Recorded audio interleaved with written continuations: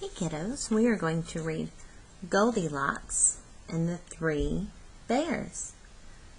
Today we're learning the number 3, and you're going to hear a different version of this story, but we're going to read the original one today. It may have some little differences. Sometimes these stories have differences just a little bit, but I really like this one. I've always liked this kind of books, and when I was a little girl I loved to look at these that are made with real pictures. Look, that's a real little tiny wooden bed.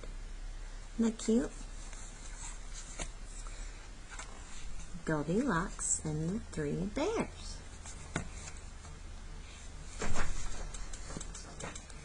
Once there were 3 bears who lived in a house in the woods. The father was Great Big Bear.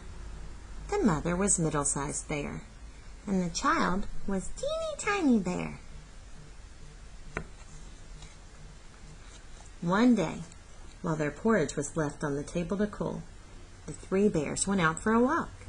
Along came a little girl named Goldilocks. She knocked at the door of the house, but no one answered. She walked in, and there she saw the 3 bowls of porridge on the table. "I am very hungry," thought Goldilocks. She tasted the porridge in the great big bowl, but it was too hot.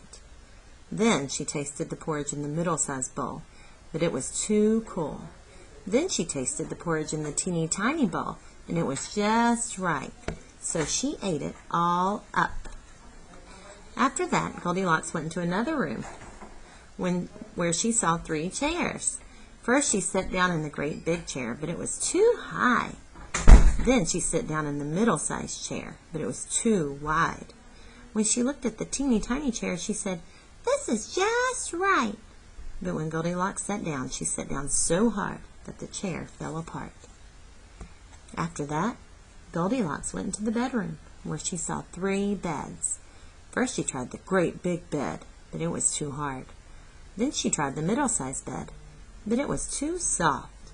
When she lay down on the teeny tiny bed, it was just right. Goldilocks fell fast asleep. While she was sleeping, the 3 bears returned from their walk. They looked about. "Someone's been tasting my porridge," said Great Big Bear in a great big voice. "Someone's been tasting my porridge," said Middle-Sized Bear in a middle-sized voice.